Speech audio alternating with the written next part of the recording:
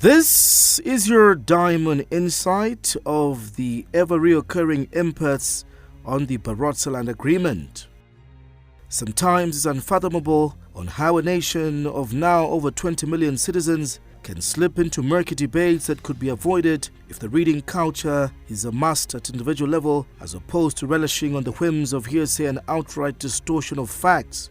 In this instance, we're referring to the Barotseland Agreement of 1964, signed by late founding President Dr. Kenneth Kaunda, who was then Prime Minister alongside Litunga Mwanawena Lewanika, and the Northern Rhodesian government, who signed a 7-page document that expressly states a number of conditions that would take effect once Zambia became a unitary state. At no point does this agreement say that Barotseland sought to be an independent region, but aimed to assert the Litunga's authority over customary matters that include the management of land, fisheries, forests, local taxation, and the running of native courts, and the recognition of the Litunga's council known as the Kuta, are some of the pertinent system the Litungaship, as it is also called, sought to attain and maintain while operating under the Constitution of Zambia and receiving equal wealth distribution as the rest of the new state. The document vividly states what the people of Barotseland have been after, and some quarters of society tend to spin this issue as an attempt to divide the Zambian nation, which is troubling. Even when the agreement can easily be sourced, it is disheartening to see some individuals make statements that are contrary to what the agreement stands for. Perhaps past political systems may be largely to blame for not stating the facts of what was agreed a few months before independence 60 years ago.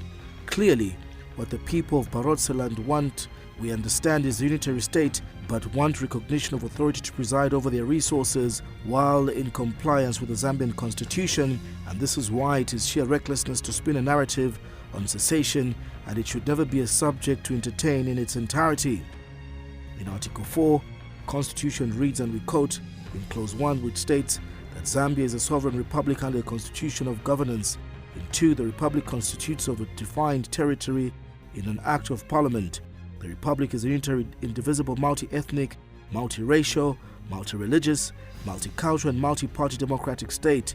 The republic shall not be ceded in whole or in part, and the republic may enter into a union or other form or interstate organization, which action shall not be construed as ceding the republic. End of quote. Now, Article 5 reads, sovereign and authority vests in the people of Zambia, which may be exercised directly or through elected or appointed representatives or institutions. End of quote.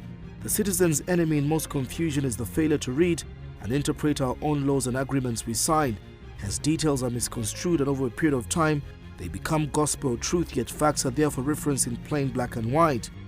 When President Hichilema said there is no country called Barotseland, he was right, because like earlier stated in the 1964 agreement, the Litunga, his council and chief, sought customary authority while being subjected to the constitution of the then independent Northern Rhodesia.